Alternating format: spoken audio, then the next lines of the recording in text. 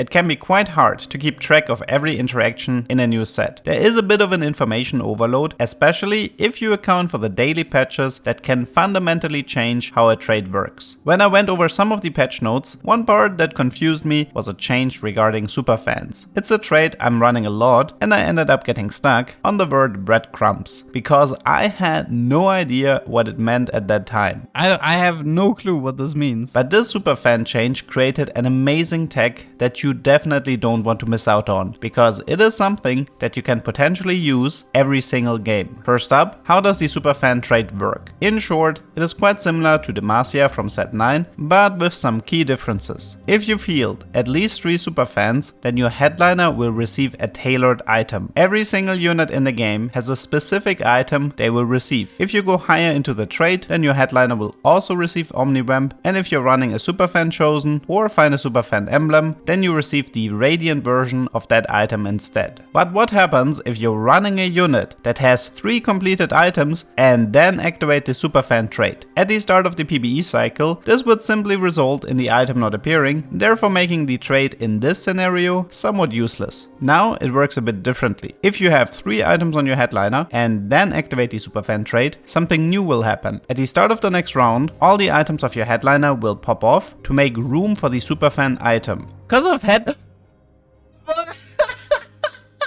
Outside of running the trait for one round, the only other requirement is to have enough space on your item bench. If your item bench is full, then the items won't drop off your headliner and you receive a breadcrumb that the interaction failed. This mechanic has a lot of potential, because it allows you to stack your headliner with any items you want. For example, an AD headliner would get great use out of Last Whisper, but it's not necessarily an item that you would want on your carry in late game over something like Quicksilver. All you have to do is to keep one cannon, Lilia and Gna on your bench and put them in during a PvE round. Now they will act like a free magnetic remover and you can change the items on your headliner. Some comps also like to run Superfans until the very end. They have it even easier since they can just item dump on a headliner and replace any items whenever they want. Truth to be told, I'm a bit surprised that this interaction was added, because usually Riot isn't a fan of these types of min-max mechanics that would force the players to keep specific units on their bench to receive an advantage. I mean, I'm happy, I think they make the game more interesting, so I do hope that this will stay until the end. Something I should probably mention that might not be so healthy for the game and probably should get removed is an interaction with Thieves' Gloves. In case you don't know, if you put a Thieves' Gloves on your headliner together with Superfans, then this causes a weird glitch. I believe this is the same bug that happened with Gadgetines, where the unit ends up with 4 items in total. While you can't see the gloves anymore, they still exist in the background and you still receive the full benefit from all of the items. I wouldn't expect this particular interaction to survive the PvE cycle, so if you want to try this for yourself, then you should probably hurry. If you like this video, why not subscribe and learn more about weird tech that you can abuse in TFT. I hope you learned something and see you next time.